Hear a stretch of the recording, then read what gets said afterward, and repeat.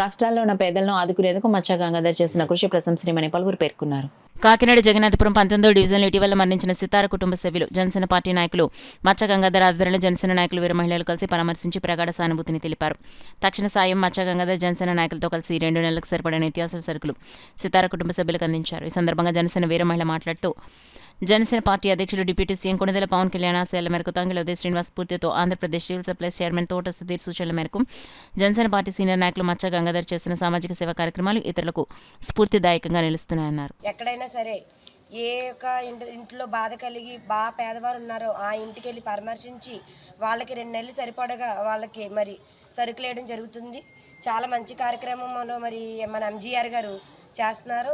చాలా ఆనందంగా ఉంది మాకు ఈ విషయంలో అయితే చాలా గర్వంగా ఉంది కూడా. అదేవిధంగా దీంతో 309వ కార్యక్రమం ఆయన చేపట్టారు.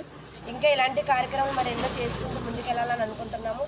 జనసేన పార్టీ రాబోయే మరి ఇంకా ముందుకి జనసేన పార్టీని ఇంకా బలోపేతం చేస్తూ ఇంకా మన అధినేత పవన్ కళ్యాణ్ గారిని ఎక్కడైనా సరే మరి ఇంకా మంచి బలోపేతం చేయాలని మన ఎంజీఆర్ గారు మరి ఆయన ఎంతగానో ఇలాంటి కార్యక్రమాలు చేసుకుంటూ జనసేన పార్టీని ముందుకు నడిపిస్తున్న విధానం బట్టి మాకు చాలా ఆనందంగా ఉంది.